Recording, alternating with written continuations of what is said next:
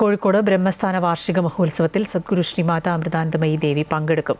6 വർഷങ്ങൾക്ക് ശേഷമാണ് അമ്മ കോഴിക്കോട് എത്തുന്നത്. മെയ് 31, ജൂൺ 1 തീയതികളിലാണ് ബ്രഹ്മസ്ഥാന വാർഷിക മഹോത്സവം. ആഘോഷങ്ങൾക്കായി ഇന്ന് കോഴിക്കോട് ബ്രഹ്മസ്ഥാനത്തു ചേർന്ന പൊതുയോഗത്തിൽ 1000 പേരടങ്ങിയ സ്വീകരണ കമ്മിറ്റിയും രൂപീകരിച്ചു.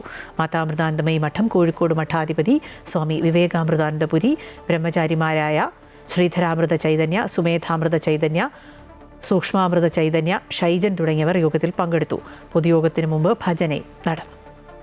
13ാമത്തെ വാർഷികം എന്ന് വേണമെങ്കിൽ പറയാം ബ്രഹ്മസ്ഥാനത്ത്.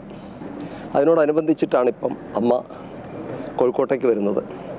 ഇവിടെ കോഴിക്കോട്ടെ ജനങ്ങളെല്ലാം അമ്മയെ കാണാൻ വേണ്ടിയിട്ട് കാത്തിരിക്കുന്നൊരു വലിയ സമൂഹം ഇവിടെ ഉണ്ട്. പ്രത്യേകിച്ച് ഈ മലബാർ പ്രദേശത്ത് ഇപ്രാവശ്യം അതിൻ്റെ പ്രത്യേകത വെച്ചാൽ മലബാർ പ്രദേശത്ത് എനിക്ക് തോന്നുന്നു ആദ്യം തന്നെ മലബാർ പ്രദേശത്ത് ആദ്യത്തെ ബ്രഹ്മസ്ഥാനം ഇതാണ്. അപ്പം അന്ന് എല്ലാവരും ഇവിടെ വന്നിരുന്നു. അങ്ങനെയാണ് അമ്മ ദർശനം തുടങ്ങിയതൊക്കെ. പിന്നെ ഇപ്പോൾ മഞ്ചേരിയിലായി, അതിനുശേഷം കണ്ണൂരായി, അങ്ങനെ പല സ്ഥലങ്ങളിൽ മലബാർ പ്രദേശത്ത് ബ്രഹ്മസ്ഥാനം വന്നു കഴിഞ്ഞു. ഇപ്രാവശ്യം അമ്മ വരുന്നത് കോഴിക്കോട് മാത്രമാണ്. അപ്പം അവിടെയുള്ള ജനങ്ങളെല്ലാം ഇവിടെ വരും. വലിയൊരു ജനക്കൂട്ടത്തെ നമ്മൾ പ്രതീക്ഷിക്കുകയാണ്.